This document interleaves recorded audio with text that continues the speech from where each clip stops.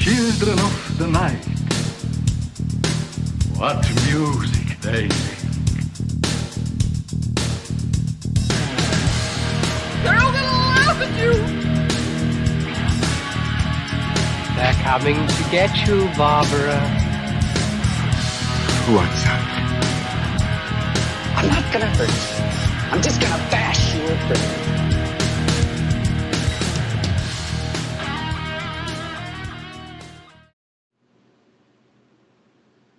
Live from the Rainbow Room in New York, it's Final Guys Tuesday night. The Rainbow Room. Hey. Well, you know, I do have my big flag behind me. Power to the people. Very nice. I'm Hunter Shea, and as always, I'm joined by my good buddy, the man who, if I was ever to get into some tubby time danger zone with, it would be Jason Brant. Danger Zone. Danger zone. That's the danger zone, man. Okay. Yeah. I'm going 2 years of tubby time. Yeah, I was gonna say now. that's a 2-year-old joke. Yep. I'm testing people's attention span. Nice. And we're here as always to discuss horror movies and books and maybe a game. Maybe Jason played a game. I don't know. This week, the main feature is, oh my God, I forgot the name of it again. Ready or not? Ready or Not, because everyone in my house keeps calling it hide and seek, and they have destroyed my brain with this. So anyway. So you love the movie then? I knew I was going to blow the title because we were just at dinner and they kept going, you're going to talk about hide and seek? I'm like, no. And they're like, Truth or Dare? I'm like, Jesus Christ, we all saw this movie together. So, Ready or Not. That was actually me when I went to the counter to get our tickets. She's like, what would you like to see? I just could not remember. I had to look up at the thing. Hide and seek? So, before we do this, as always, there are drinking rules. You can't just listen to this show without drinking. God knows we can't do it without drinking. That's right. So, coming to us all the way from South America, the drinking rules. Isn't he in Kansas? Is he now? I think so. Isn't that close to South America? Yeah. It's within driving distance. You can get to Kansas City through the Panama Canal. Yeah, you're right. No big deal. I know. Okay. Do you want me to do the drinking rules? Oh, okay. Sure. You know, I thought maybe we'd have you do something. Our volume is going really up and down in my head, in my earbuds, so I'm really curious if this is going to sound like crap or not. This could be the lost episode. Who knows? Every freaking week, man. All right. So your drinking words are Samara, games, and fiance, and mine are family, comedy, and house, and the bonus words are hide, weaving, and dress. Solid words. Samara. Do you say, is it Samara or Samara? I always said Samara, but I've never actually heard it said aloud. Like Samara. That's like when my father used to say Mahatma Gandhi. Used to drive me crazy. You studying Gandhi in school? No. I'm studying Gandhi. Gandhi. Dummy. Yeah, Gandhi. I have no idea how you actually pronounce it. I think that's a Bronx thing. By the way, if you're depressed tonight, it's because we're missing Jack Campisi. Shit, I didn't even notice he wasn't here. Yeah, he's in the Philippines getting an enhancement to a part. Oh. So we're hoping all turns out well. And we'll have you back up to regular man size in no time. Jesus Christ. And because Jack's not here, he usually does the news. Now, did you gather any news for this particular episode? I did not. I can think something up, though, very quickly. I actually have one thing. Let's do it. And I don't know if you saw, did you see the trailer for the new American Horror Story 1984? I have not, because I haven't watched American Horror Story in a very, very long time. It's been, I bailed midway through season 3. And then every now and then my kids would go, you got to watch this. And I'd sit down and go, oh, yeah, no. Yeah. Don't I like watched this. 2 episodes. I'm like, I'm good. Mm-hmm. So, but this one I'm kind of interested because it's a 80s slasher. So, and Mr. Jingles, I think is the name of the murderer. Okay. I like the name Mr. Jingles. So I wonder how much 80s horror slasher crap they can throw at it, because that was always my problem with the seasons. They just started throwing so much shit into the story that I just couldn't follow anything. Oh my God. What was the one in the asylum and all of a sudden Anne Frank is in there? I'm Frank like, that's when I was like, I don't even think they know what they're doing. Weren't there anymore. aliens in that season too at some point? Yes, there were. It was just nuts. Yeah. And I was like, I wonder how they're going to tie this all together. And it never really did. No, not in any way I gave a shit about. But anyway, watch the trailer because it might pique your interest. Okay. I mean, the subject matter had me kind of excited. But the trailer definitely has me ready to All go. right. I have a piece of news that I'm sure you're super excited about. It is confirmed now that Spider-Man is out of the Marvel Cinematic Universe. I know you're going to be depressed. Goods? Oh my God! So it was confirmed. So I've been shitting on Sony on this podcast since we started it, and their stupidity continues to rumble on. It's quite amazing. They did do Deadpool though. That was Fox. Oh, that was? Don't give them credit. I'm sorry. I apologize. We were just talking about Into the Spider-Verse because my kids love it because the kids they babysit made them watch it, and now they love it. My wife loved it. It was really good. I think I'm the only person in America who did not like that movie. You didn't like it? Oh, I thought it was really good. Bored me to tears. In fact, it bored me to sleep. You're such a hater. It's amazing. It's weird. I just didn't like. I'm trying to think of other news here. Oh, did you see the Zombieland 2 trailer? Yeah, I did. Okay, this is a movie I've been looking forward to for a long time, and after watching that, I don't know why it just didn't excite me that much. I had the same feeling, and I think it's because maybe whoever made the trailer thought about us and didn't give us the good stuff. Because I feel like I didn't see anything in that. Yeah, let's hope that's the case, because that, man, I've been looking forward to seeing the sequel for so long, and then I just thought, I was the same way, and I'm thinking, you know what? Okay, that's fine. I'd rather see a shitty trailer and a good movie. Well, let's hope that's the case. And I do have one more thing. I don't know if this is news, but it's a rant I'm going to throw in there. Partial rant. Did you see the trailer for 47 Meters Down, Uncaged or whatever it's called? No. I saw the movie poster. I did not have the pleasure of seeing what Drek this is. So I actually didn't even see 47 Meters Down. I have it, but I just can't bring myself to watch it. You know, it's like... So, yeah. In the trailer, you can see which one of the girls is going to die at one point. Oh my God. I'm so sick of this shit. It's like a cool shot where she's treading water or whatever, and you see the shark come in off the side. It's like the camera's top down. It's like, what? Right. Well, now I know she's dead. So, I don't know, man. This shit, it's like they're trying to make me see if I can just jump off a tower by the end of the year. But look, they're going for people who don't care. Very short attention spans. You know, whatever. It's lower common denominator coming attractions. They're not looking for Oscars there. Dude, it just drives me crazy.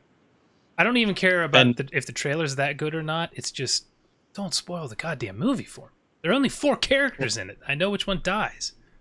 Well, now you've seen the movie, essentially. Now you don't have to see it. So you should thank them. Write them a thank you letter. That's true. In cursive. Did you like the trailer for Dr. Sleep, right? Yes, I did. Very, very fun. I like the way they tied all the Shining stuff into it. Yeah. Now you read Dr. Sleep, which is weird. didn't you? I did. I got it for Christmas when it first came out, and just read it during the Christmas break. I don't remember flashbacks to The Shining in the book. Am I just not remembering them? He would talk about his mom and a couple of things, but there were I don't remember direct flashbacks. It's weird because the book was more geared towards the book, but now this has got to tie the movies in, I guess. That makes more sense. It's a really interesting project. Now, nobody's going to know what the hell I'm talking about the way I said that. It looks like they're tying the book, The Shining, and the movie, The Shining, into a joint sequel, just from the look of the trailer anyway. I don't know. When the music came out, wong, wong, wong, I was like, oh my God. Yeah, and you see the so kid running excited. through the hotel and the blood and the elevators and stuff. Yeah. That's Mike Flanagan, isn't it? It's Flanagan. I'm in, man. I can't wait. And it looks Kubrickian. It does. Is that this year? Yeah. That's this year. That's November, early November. Oh my. Yeah. Please be good. That might be the movie I'm most looking forward to from here to the end of the year. Maybe it will save a little bit of this year. We shall see.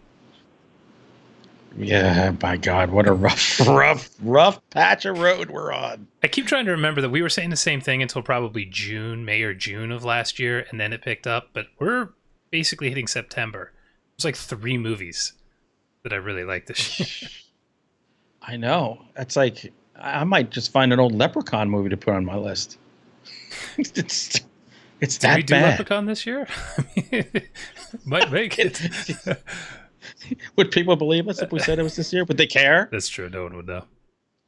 Oh. All right. Is that all the news you got? Yeah, all our It's not much news. or trailer reviews. The news we saw sitting on our asses in a theater.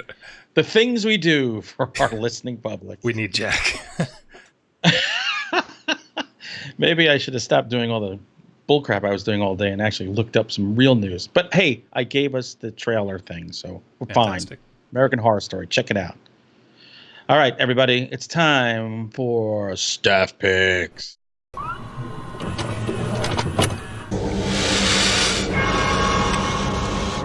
have such sights to show you. Curation is one of those words. If you say it more than 4 times, it makes 0 sense. Well, and it also makes Jack break out in hives, so I've stopped saying it. That and mother. Yeah. Yeah, for some reason, some people they don't like the word moist for whatever reason. That is curation for Jack. We should do some moist curation for Jack one day. My wife is cringing right now if she's watching this. She hates moist. Moist. It just, when you hear that word, you just picture a very fat guy with wet lips saying it. I like it. You're making it worse. I take it. No offense to fat guys with wet lips. All right. Jason, we've got more time now. We can bullcrap about our stuff even longer. Fortunately, I mostly have things that I was iffy on or did not like, so yay. Oh, good. I've got something terrible. My run-through of A Nightmare on Elm Street continues. With 3. Dream Warriors. Jack's favorite, my favorite. It is a massive step up from 2 to a degree that is hilarious. It's got some great gags. I'd forgotten most of the gags. I mean, I haven't seen this movie in so long. I enjoyed the hell out of it. It has some dumb stuff too, but the story is better. It's just a much better movie. I don't like it as much as 1. I don't think it's as well put together. I think the highs might be a little higher at times than 1, but the lows are lower too. So I think kind of on average, I like 1 better. But they're comparable. Yeah. But my complaint about the ending of 1 really makes 0 sense here because Nancy is in this movie. Yes. How? Why not? It makes the ending of 1 make even less sense than it did. So look, when you start going into like just constant sequel territory, it doesn't matter anymore. So this is kind of an interesting thing because my wife has been liking Friday the 13th way more than these. She's not digging these for the most part. 1 and 3, she was like, yeah, that's fine. But 2 and 4, right. She's really not pleased with. And, I think it's because in Friday the 13th, it's just Jason kills people, you see some boobs, he gets killed at the end, and then the last shot is he's actually not dead. That's it. And sometimes it's not even him. Yeah, there's such a small amount of plot, you can't really screw up the story. In this, they're trying to create this narrative that's going across the movies, and it's so convoluted and stupid that you can't follow it. And I actually think it detracts from this more, because Freddy is he's a more interesting character than Jason. But this story they're trying to develop with the son of 100 maniacs, the raped nun thing, like what in God's name am I watching here? Hey, and between 2 and 3, Freddy obviously took some improv classes. Yeah. He became a character. Yeah. So this movie is a big step up. It's a lot of fun. If I recall, it's the last good one in the series, but we shall see. I'm working my way through it. So torturing your wife. Yeah. I'm not going to lie. She's not liking this so much. I don't know how we're going to do Halloween and then Hellraiser. Hellraiser. I mean, seriously. There's like 11 of them. They're so bad.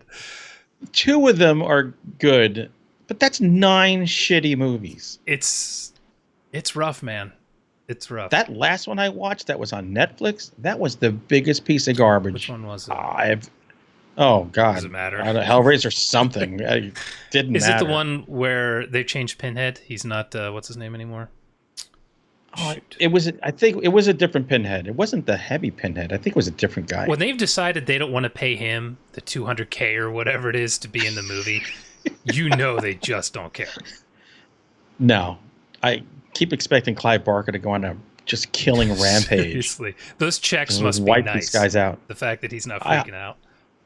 I hope so. I hope they're keeping him well stocked in yellow legal pads so he can write his next opus. I do want to yell one quick shout out to this movie. It has a great cast. You've got Heather Langenkamp, Patricia Arquette, Lawrence Fishburne, Robert Englund, of course. I mean, it was all right. It's the movie that gifted the world to Patricia Arquette. Although, dude, her scream in this is so shrill. I thought my windows were going to break, and she screams a lot. It was rough.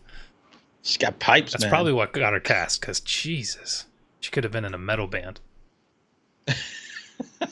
Her and Nick Cage, an Elvis metal band. What do you got? Oh, well, I finally got around to finishing Eli Roth's History of Horror, which you saw. Yes, and Jack saw. Yeah. So the good thing was I've been sick like the last week, so it's like when I come home I can't do much of anything, and I got a bit of a throat infection. So one night I just powered through like the last 4 episodes, one after the other. It's fun. It's like, it's for an old horror person like me, I kept going, well, where's this? You left out that. This history goes back to like 1986. Mm-hmm. Every now and then they dip their toe a little bit past that, maybe to show you a Nosferatu or a Frankenstein. But really, it's a more of a modern history of horror. Yeah. But he had great people on there. What bothered me, it's Eli Roth has that little round table with Nicotero and Rob Zombie. Does Zombie say 7 words throughout the course of 7 episodes? Yeah, I actually have thought about going back because I think they put all the interviews up individually on, I think on there. I could be wrong, but I think they did. Because, what does Rob Zombie say? I have no idea. He's just there to look cool. Did you have Stephen King, and they probably got 5 lines from him? Yeah. Nobody gets Stephen King for interviews. Like, goddamn. I know. In his little horror T-shirt. But I thought it's really cool. It's good if you're new to the genre and you want to kind of catch up on some of the things you missed for you millennials. I did like the interview with Dee Wallace when she was talking about how she was treated for exhaustion for was it weeks or months after shooting Cujo? Oh, yeah, that's right. Like, that's the thing I took out of it. And it started me thinking about, like, the level of emotion that you have to do in a movie that has a lot of tension from start to end. You think, oh, yeah, so that's an hour and a half for you. That's, like, weeks or months for that poor actress who has to do it again and again and again. That must actually wear the crap out of you. Yeah, I'm sure it wasn't exactly cool in that car either. No, it looked miserable. Yeah. That's such a good movie. I need to go back and watch it again. It's really good. And you know what? Dee Wallace is beautiful in that movie. She's great. I mean, gorgeous. So, look, new or old, even the old folks, even old fart like me, I enjoyed it. It was fun. I like the opening credits, and I like the little animation stuff that they had. I thought that was really cool. I like that more than the Game of Thrones opening credits. Yeah, I liked it. I think what I'd said was, I thought towards the later couple episodes, it started getting that every movie's about race, or every movie's about misogyny, or every movie, and I'm like, yeah, sure. No, that movie's not about that at all. No, they're Roger Corman. Just give me boobs and blood. My favorite episode, naturally, was the one about the monsters. Of course. And my least favorite, naturally, was the vampires. Yep. But they do slashers. They do ghosts. That was a strange episode. Forget what else they did zombies. That started off with zombies. It's cool. And it's on Amazon Prime. Hey. Yeah, I mean, you're not wasting your time watching it, for sure. No, definitely not. Thanks, Eli. Yeah, thanks, man. All right. So then I watched Nightmare on Elm Street 4: The Dream Master, and this movie's bad. Enough said. My God. Moving on. I would love to get my hands on the script because they take all the characters from the last movie, and by the way, I'm going to spoil this if you haven't seen these movies. First of all, don't do what I'm doing. Don't watch these. This is a public service announcement. Don't watch these. Watch 1 and 3 and stop. That's all you need to know. They kill all the characters, I would say, by the end of the first act, maybe the first half of the movie. And then you have all these characters that you really don't know that they've kind of introduced and sprinkled throughout, and now they're the main characters, including the last guy alive. I mean, you have the final girl, but then the last guy. The second or third time he came on, I'm like, who is this guy again? I don't even know who he is. That's terrible. It's just... I don't remember that one at all. It's the one where the girl decides, I guess she's the Dream Master, and she takes her boyfriend's like martial arts bandana, which at one point he takes off, puts on a rack, and then bows to it. It's amazing. She puts that on and gets her tough friends, I don't know, spiked bracelet. She gets all her friends' shit and like absorbs their powers and goes in the dream world and starts kung fuing Freddy in a weird church. Oh, I do remember the Kung Fu Freddy. Oh my God, I do not understand. Wes Craven didn't have anything to do with that? There's no chance. There is no chance he would write off on this. That must suck so much when you create something that it becomes iconic almost right off the bat, and then you watch other people just shit all over it. Yeah, year after year. That would drive me nuts. You just have to not watch it, right? You'd have to be like, no, I'm not watching this one, and then the next day you watch it and you get all pissed off. But if someone took like a C-rated series of Swamp Monster Massacre and dragged it down to B-movie status, I'd be pissed. Yeah. Not a B movie plot at all. That's George Clooney plays Rooster Murphy.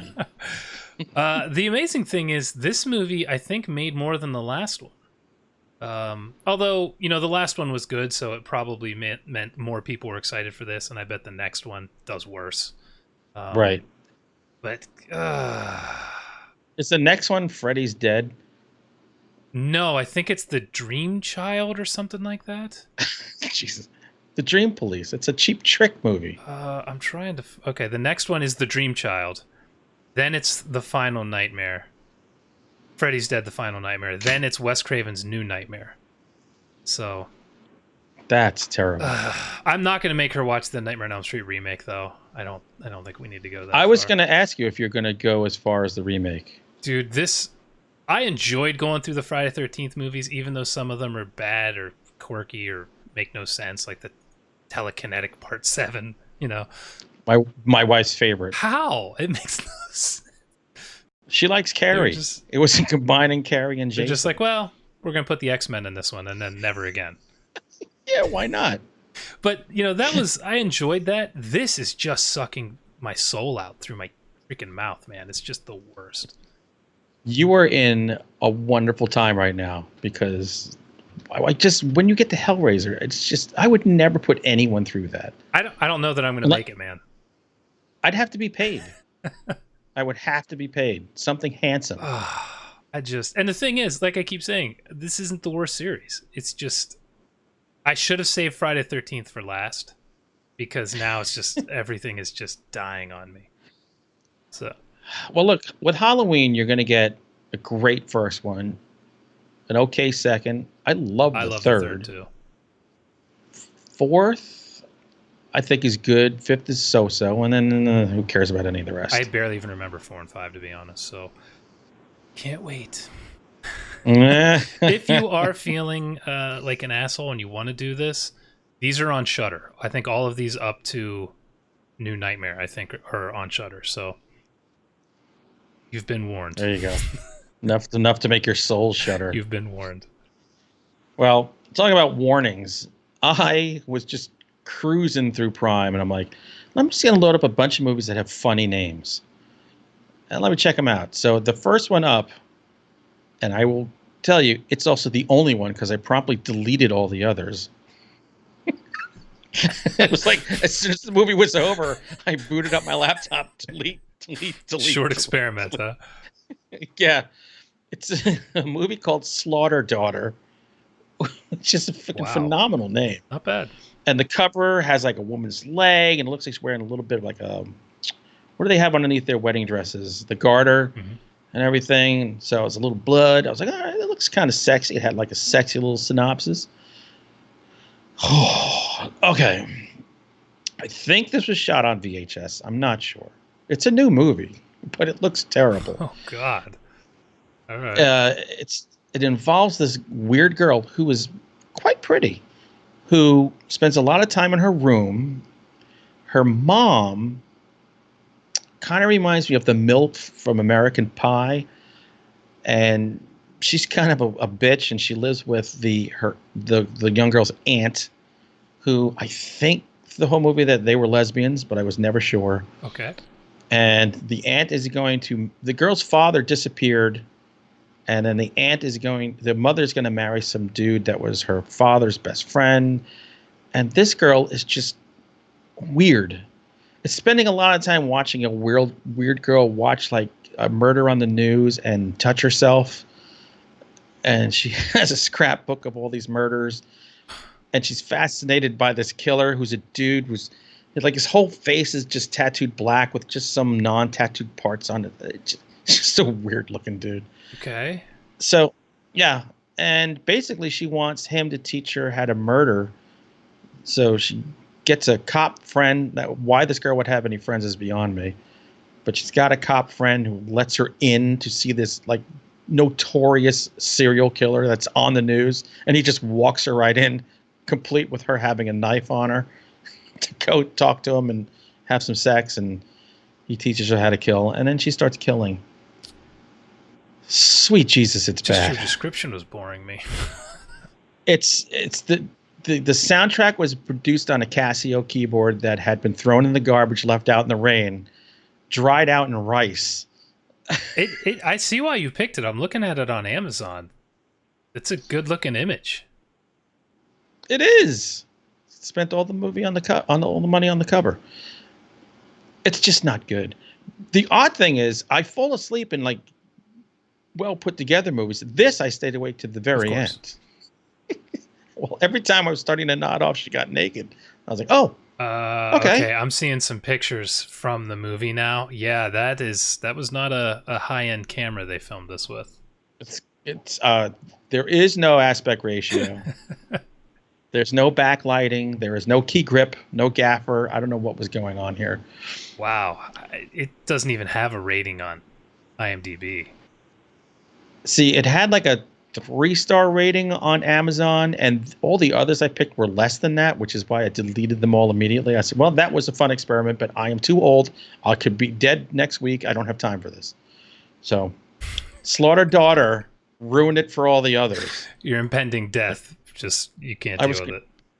I had one like Massacre at Kill Devil Beach or something. I was like, but no. Well, I picked one not because it had a great name, but because it was an hour long. And I had 1 hour to sneak something in, so it was one of the first things that popped up on Amazon. It's called Dybbuk Box, The True Story of Chris Chambers. Who the hell is Chris Chambers? I had no idea. Is that Marilyn's son? So this is a found footage movie. Of course. Here's the thing.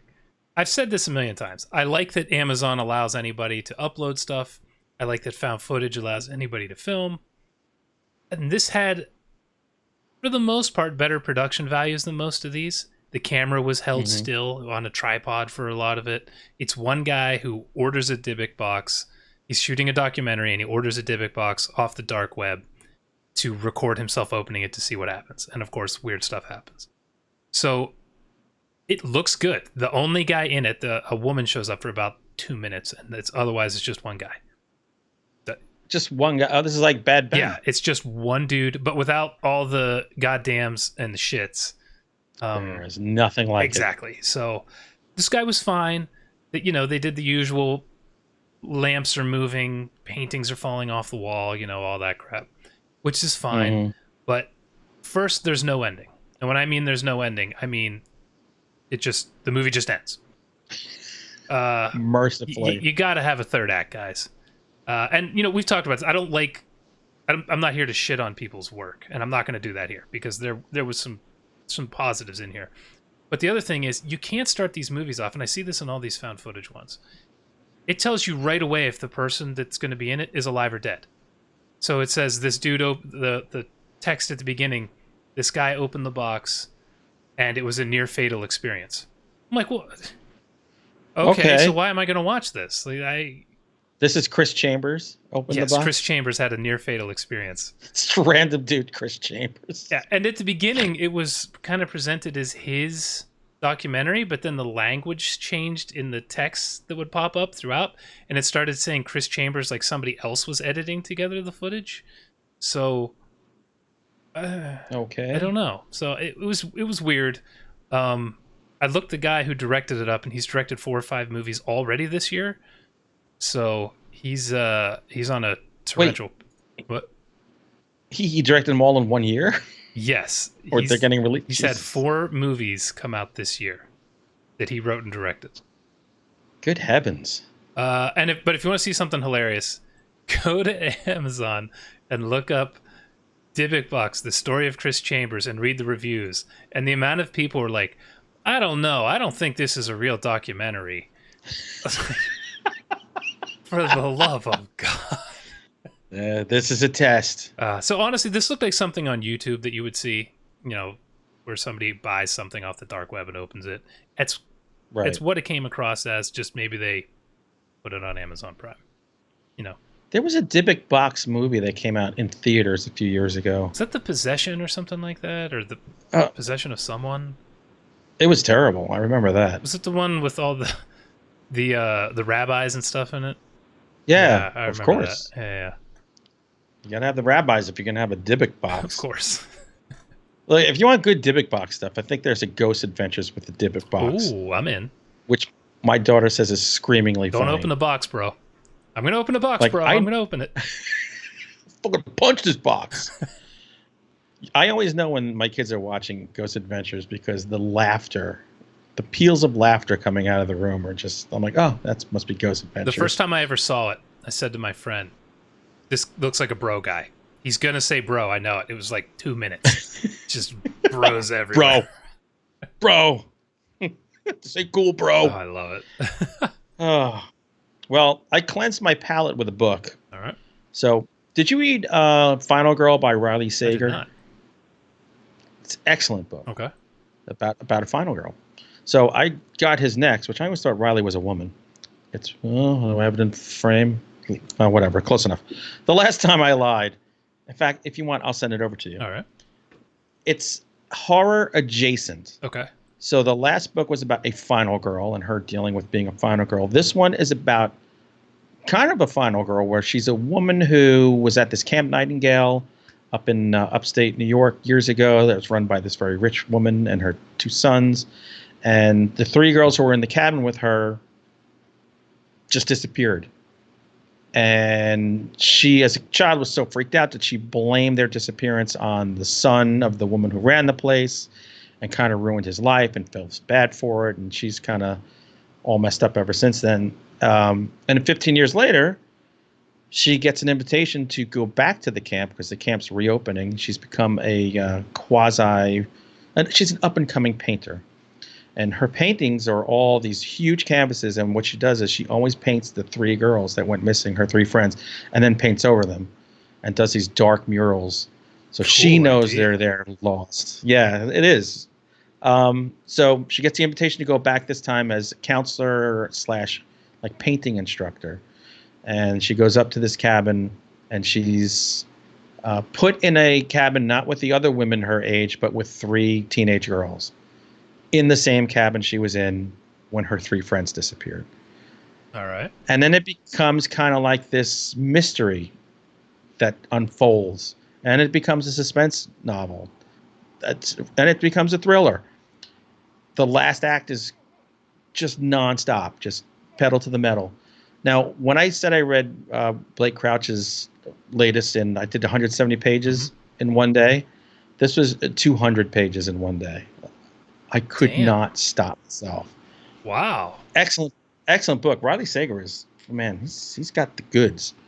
And I'm sure one or both of these books is going to be a movie. They're going to have. I was just thinking the way you described that with the girls and going back to the cabin and all that, and the murals. That's good stuff. Yeah. And you got a camp in the woods and a murder mystery. I'm like, man, I could smell the crisp air while I was reading that thing. Of course, I was sitting by an open window. But excellent book, man. All right, I got to check that out. I am sold. Yeah. I will send it down to you. Ooh, I'm excited. All right, I got one more thing that is also horror adjacent. I played a video game called Quantum Break. Came out a couple years ago. I had a feeling you played a game. I even brought it up in the beginning.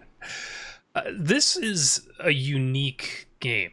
It's kind of not a time travel story, but this guy gets stuck in a kind of a time rift, and as the character you're playing, you're able to stop time and do things like that in gunfights, and you're trying to fight your way through this corporation that built this machine that caused all this, and you're trying to stop some kind of time apocalypse from happening or whatever, But is it the Umbrella Corporation? Oh God, what's it called? It does have a name like that, but it's not the Umbrella. What makes this really different is when you get to the end of the first act of the gameplay stops and you watch a half an hour of a live action show created with the actors that they modeled and put in the game. So you play the game as Shawn Ashmore's character, but you look like Shawn Ashmore. You look exactly like him. And then it's all these other actors you would recognize. Lance Reddick is the hotel manager from the John Wick series. Just all these people that you're like, oh yeah, I recognize them. And you watch a whole episode of this. Then you play the next act, and then you watch an episode. And this goes on 4 times. This is time intensive. So yeah, and each one's a good half an hour. It's not insignificant. Oh my God. So I've never played anything like it. It's unique in that regard. The episodes themselves are professionally done. They look like something you would see on TV. Honestly, my only issue with it is I'm trying to play a game. I'm not trying to watch a TV show. Yeah, man. So you can't skip past it? You can, but then you don't know what in the hell's going on in the story because it continues the story. So God, I miss Centipede. So easy. So you see, like, the way they modeled the characters and they did all their own voice acting and stuff, it's super cool because you're basically playing with these characters you've seen in TV shows and movies and stuff, these actors. So I dug that. But man, when it just stops and I'm like, oh, I gotta sit here for a half an hour? Like, I was gonna go to bed, I was gonna hit save. Yeah, that's rough. So I appreciate that they tried it. It's a cool idea. Didn't really work for me. But the gameplay's cool. I like all that stuff. It's just the other thing is it's a freaking 100 gigs of space on my hard drive because it downloads these episodes in HD. So it's like 100 goddamn gigs. It's massive. Good Lord. So if you have a shitty internet connection, you aren't playing this. And you won't play it on Skype, I'll tell you that much. That's right. All right, I'm done. All right, we're going to move on to our main feature tonight, which is Ready or Not. And as Carter would say, oh, You like scary movies? Uh-huh. What's your favorite scary movie? I don't know. You have to have a favorite. What comes to mind? I only mentioned Cardi B because I saw her walk out at the VMA Awards or whatever the hell they call them, the MTV Awards. Jesus, she used to be a stripper in the strip club, the very first strip club I went to as a kid in Mount Vernon, New York, Sue's Rendezvous. Oh? I possibly could have seen her. She was only like 5 miles away. Wasn't she the one who was drugging guys, though, stealing their shit? Yeah. So that time you were light, a couple $100? Let's all celebrate her. Jesus Christ. So, anyway, we're going to talk about not hide and seek, but Ready or Not. I've done it twice right. I feel okay. I could screw this up for the rest of the episode. I don't care. Jack, why don't you describe the movie? Okay, Jason, what'd you think of the movie? You want to give it a shot? The description? Yeah. Sure.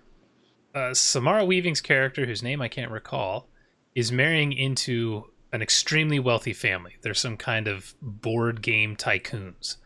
And we're talking funny money, billionaires, like tycoons of making the worst looking board games ever. So these are the silly rich people live in a castle, kind of silly wealth. They said they own 3 sports teams. Yeah, exactly. They're way up there. And after the wedding, everyone's being kind of weird with her. It's a bizarre family, but they tell her she has to play a game, and she has to pick the game they play at midnight or whatever. She has to draw a random card from this special Dybbuk box looking thing. or a Hellraiser puzzle box. And whatever card that is, you play the game on it. And the people there that have married into the family say, oh, I played backgammon and I played Go Fish and all this. And of course she picks Old Maid. Yeah. She picks hide and seek, which is a hide and seek where they have to kill her and sacrifice her to the devil. So within, I don't know, what do you think, 15, 20 minutes? It's going down. The family is chasing her through the castle trying to kill her, and she's trying to stay alive. That's pretty much it. That's perfect synopsis. It's an uncomplicated movie. Yes, the narrative is very simple. Yes. This was probably the movie before I saw the Dr. Sleep coming attraction. This is the movie I wanted to see the most this year, believe it or not, more than Ari Aster's, sophomore movie. Samara Weaving, first of all, that babysitter movie just still plays around my head. It was such a good movie. She is so good in it. Yeah, that's why you like her. Yeah. Well, on the big screen, she's kind of different looking. Her eyes look enormous. She has gotten hotter. I don't know how that's possible, but she looked like what's her name from Once Upon a Time in Hollywood? Oh no, Margot Robbie. Oh my God! At the beginning, she could have been her stunt double. As the movie went on, it went away some, but I thought Margot Robbie glows. I don't even think she's human. Samara Weaving looked incredible. Look, every time I see Samara Weaving, in the back of my head, I just hear Mr. Anderson. Just think of her dad. So yeah, it was with a lot of excitement. We went, brought the whole family to see this. We're like, yeah, all right, we're psyched. We're going to settle in the Alamo. Yeah, baby. Bring on the beers. Bring it on. It was us and another family behind us. We went to see like the second movie of the day. My wife and I laughed our heads off in this movie. It was hilarious. Like they must have thought we were nuts. I know at one point my daughter thought we'd lost it because we were laughing, not just like the overt jokes and gags, but we were laughing at just some of the looks that were being given and little things going on in the background. I mean, it never stops. Once it gets going, it never stops. It knows exactly what it is. It doesn't try to be anything else but just a fun, most dangerous game kind of movie. And the cast is awesome.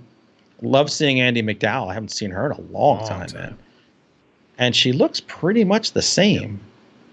A little bit older, but Jesus Christ. Just whatever water she's drinking, get yourself a bottle. Samara Weaving was excellent. She's got kind of like, she does comedy really well. She's got really good timing. She does Woman in Peril really well. And she also does I'm going to kick your ass really well.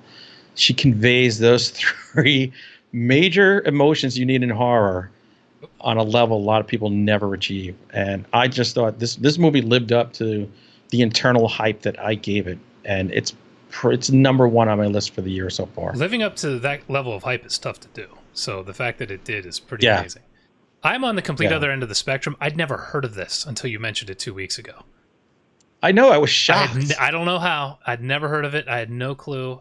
And I never watched a trailer. So I went in as I had no idea what the movie was about. I knew nothing. I knew you said Samara Weaving's in it. So that's all I had. Bing. As we're watching it, within the first few minutes, my wife turns to me and says, "Oh man, Jack and Hunter are gonna be so pervy talking about her." Well, let her know this would be more Jack because I'm not a blonde guy. I'm the brunettes. So we'll get his perv reaction next week. Okay. Oh Jesus Christ! It's gonna be ugly and moist. Okay. Oh man. And then she also said after about an hour, she said, boy, if they ever make, the Hunger series into movies, this is your cast. So, oh, yeah, actually. She's... Yeah. I got to tell you, after Mayhem and The Babysitter and now this, Samara Weaving is maybe the modern horror badass, badass female actress now, because she's killing it. I mean, she just gets better in each one. We liked her in those other two, but in this, she is fantastic. I feel like this is a star-making kind of performance. Like, this is the one that gets her into the big A-list stuff. She's on another level, and she's getting a wider audience this time with a big theatrical release. And she deserves anything she gets out of this. She really needs to be in bigger movies. I mean, that would be bad for us because I love what she's making right now. These quirky, weird horror comedy things she's doing. But she really deserves to be better known than she is. She's great. They'll drag her into some superhero movie. Yeah, probably. That'll be the end of the career. I thought this movie was fantastic. I like I said, I knew nothing. I didn't know it was going to be funny. I didn't know if it was horror or revenge or what the deal was. I laughed my ass off through the entire movie. When it's time for gore, there's gore. When it's time for death, there's death. And this is... I haven't really thought about a ranking. I would probably put... It's definitely in my top 5. Might be my top 2. I don't know. I loved it. Yeah. Even if in a strong year for horror, this would be up there for me. Yeah. I mean, when I left the theater, the only wish I had was that I could buy the Blu-ray immediately and just bring it home with me. Because I'm like, God, my wife was trying to talk my daughter into taking her seat again tonight. I mean, we don't get that way over many movies, especially horror movies lately. But this was definitely in the very beginning when he talks about how his family is strange, and she sees that just scowling aunt. I almost fell off the chair. Yeah. Oh my God! I don't think it's a brother-in-law. Is it a cousin-in-law? The kind of chubby guy who reminded me of Otho from Beetlejuice. Yes. Oh man, was he hilarious! And his coke-addicted, pill-popping, bizarre wife. Yeah, she's doing lines of coke constantly, screwing everything up. Just good stuff. Yeah, don't put a weapon in her hand. She was the most deadly person there. She was. She was doing some good work. It didn't mean to be. Yeah, it's a wackadoodle cast. So man. This was directed by Radio Silence. They had I think they started on a YouTube channel. They did some pretty cool little horror shorts. And then they did, in the movie VHS, the last segment in the haunted house with the guys in the costumes. And then the arms start coming out. And then they did Devil's Due, which everybody hated. And then they did Southbound, which I loved, but I don't think you liked. I didn't like it, no. It was boring. And now they did this. So, interesting progression, but I was super happy with this. Southbound probably got them this movie because that did get a lot of notice. It did, and it looked like it was made for about $25, so it probably made a little bit of money too. This movie looked like some money was behind it. It looked really nice. I just looked $6 million budget, I think it said. And I know they made that back. They stretched that because it looks like a bigger movie than $6 million. It really does. Yeah. I mean, it's an aspect ratio to beat all aspect ratios. They put a very nice lens on that camera, yeah. That's a fine lens you screwed on that camera, boy. But honestly, though, the movie did look great. It looked like a higher budgeted film. It just had that kind of gloss to it. It wasn't a gritty movie in that regard. The castle they filmed in, the lighting of that castle, I call it a castle, giant house, whatever the hell it is. Mansion. It looked, I mean, it was just a beautiful backdrop, and it was shot great, and just the whole thing looked like $1 million. I'm usually all for horror movies being gritty, but I liked how slick this was. I'm the exact same way. Because with comedy, too, when you've got horror comedy, the balance of horror and comedy were just right. Yeah, a gritty horror comedy is pretty hard to pull off, I think. Yeah, very. And hey, I love any movie with an evil butler. Mm-hmm. And this butler was a dick. Super douche. Yeah. By the way, Samara Weaving hides her Australian accent remarkably well. Didn't know she was Australian. Yeah, she was born down there and somewhere in Australia. Really? You're not thinking Yeah. of Margot Robbie? I'm always thinking of Margot Robbie, but no, not in this case. Is her dad Australian? I didn't know that. Yeah. I guess I've never heard him speak outside of movies. They don't name people Hugo in America. That's a good point. That's a good point. Yeah, Australian not actress allowed. and model. Yeah. Yeah. Adelaide, South Australia. Wow. Yeah, she like I said, this is the third movie of hers I've seen. I had no idea she was Australian. Yeah, it's amazing. When an American does an Australian movie or a British movie, they sound terrible. But meanwhile, everybody from anywhere else can just duplicate our stupid accent to just a T. She nails it. I had no clue. Yeah. So, should we do... Oh, we don't have Jack's Bell. Yeah. Was there anything else you want to add before we get into spoilers? Just go see it. Go see it in theaters.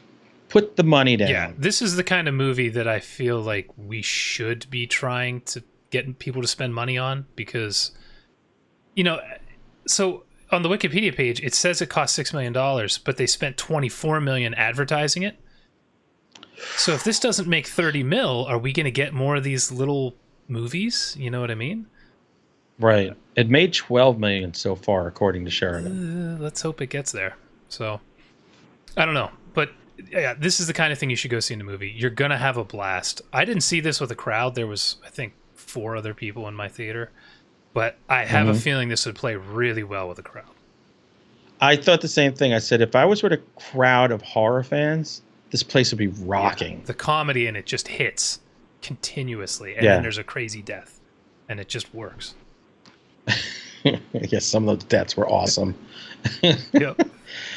All right. Well, I don't have anything to ring. I could do this. I got a can of Pepsi, and I got nose spray. Wow. Not as good as the bell. Wow. I'm improving. We're a high-tech show here, Final Guys. I can't go far. So earmuffs, jerks, for those of you who don't want to be spurled. How much did you love that ending? It was everything I wanted it to be. I mean that literally. Well, I thought, okay, because you don't know till later on that this is all for the devil. You're thinking they're all sharks. Right. Yeah. And then they keep insisting that if they don't kill her, they're going to die. I'm like thinking, you know what? These are just inbred rich white people whose brains are screwy. Yeah. And just believing some old, tale that's been passed down. And they keep talking about the man who runs it all, who they have that empty chair for at the family-only table. I'm like, what the hell? But literally thought, as a white guy, I said, yeah, this is white person stuff. White people would believe this. So when they get to the end and she survives, and then they start feeling kind of weird. No. That's right. They go to the window. The crazy aunt opened the window and the sun comes in and they act like vampires. Just going, with their hands up and everything. Yep. That's so And then funny. they look around and they're like, oh, nothing's happening. And then when the aunt decides she wants to continue the game and kill Samara Weaving, when she fucking explodes. Oh my God. I couldn't stop laughing. It's so awesome. And the way they do it is perfect too. But yeah, they just kept pushing it off like it's nothing, and then people just start bursting into blood sacks.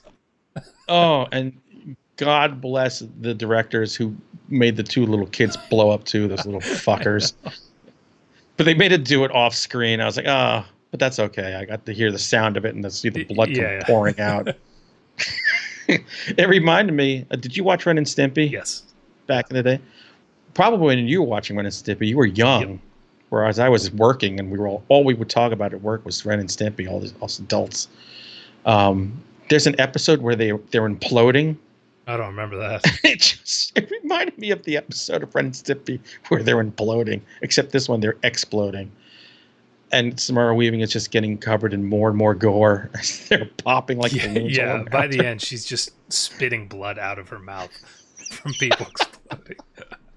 Oh, it's like sitting in the splatter zone at Evil Dead the Musical back in the day. When I say they nailed the humor, I mean the last line of the movie, the last interaction is a cop asking her, what happened, and she just says in-laws, and In-laws. that's it. It's just perfect.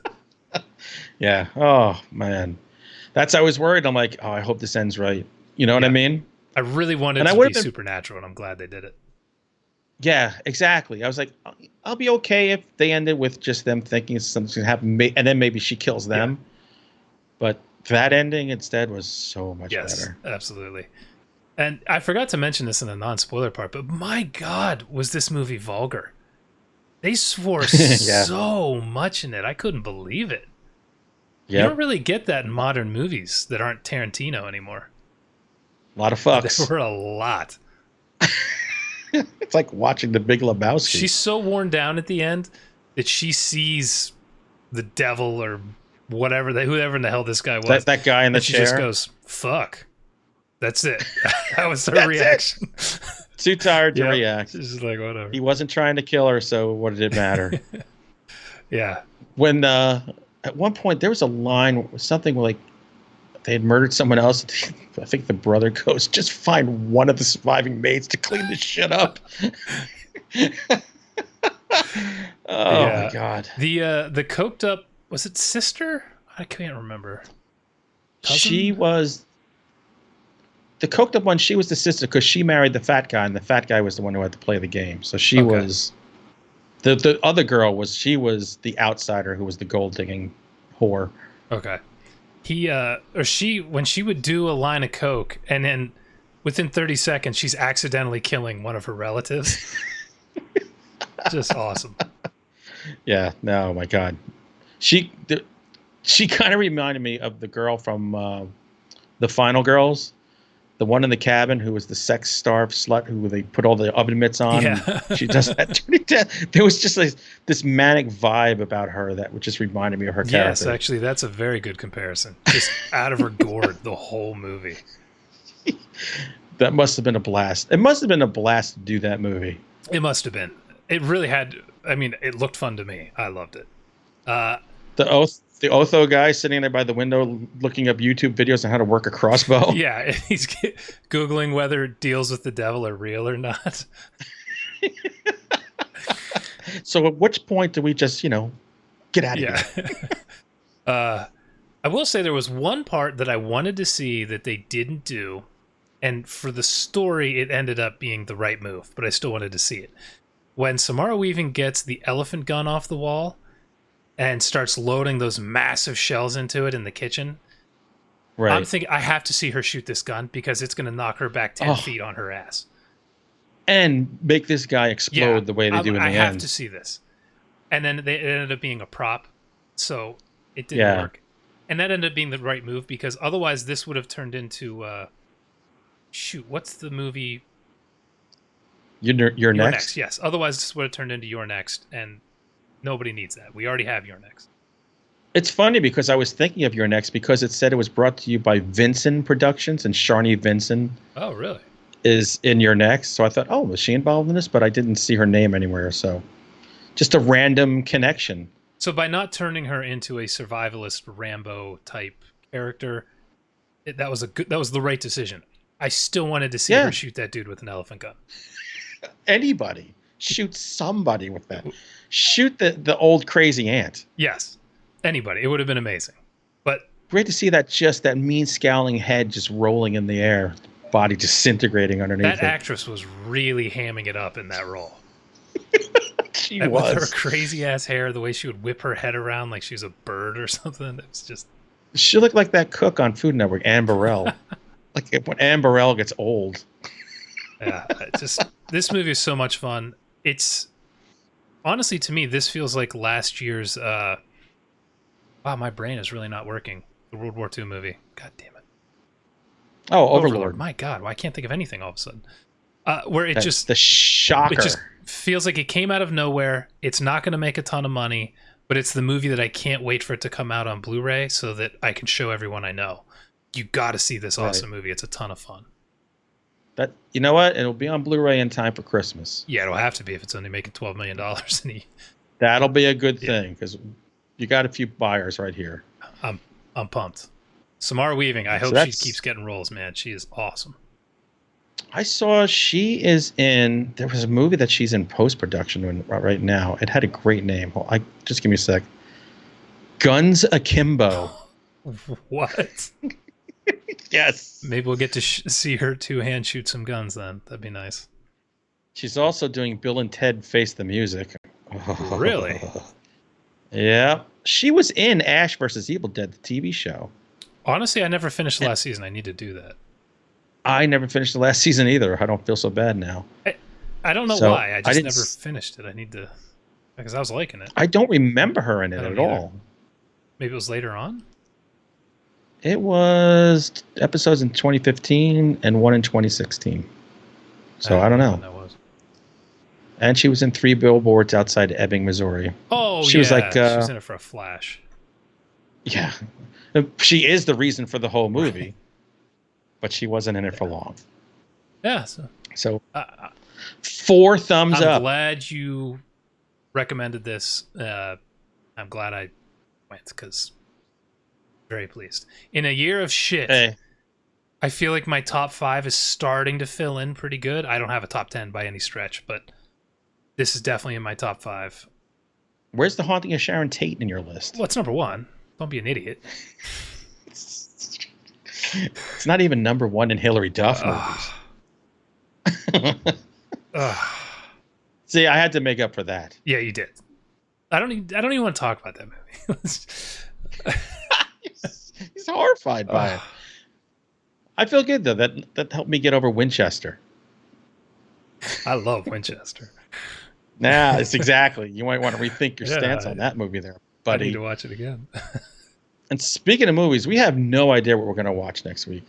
So I'm sure we'll just troll around looking for something. Maybe we'll do The Boys. I'm already done, so. I watched 2 episodes. I dug it. A lot of male penis in it. It gets crazier as it goes, too. I don't remember if it gets more male penis-y, but... Yeah, I was like, there's a lot of ball peen hammers around here.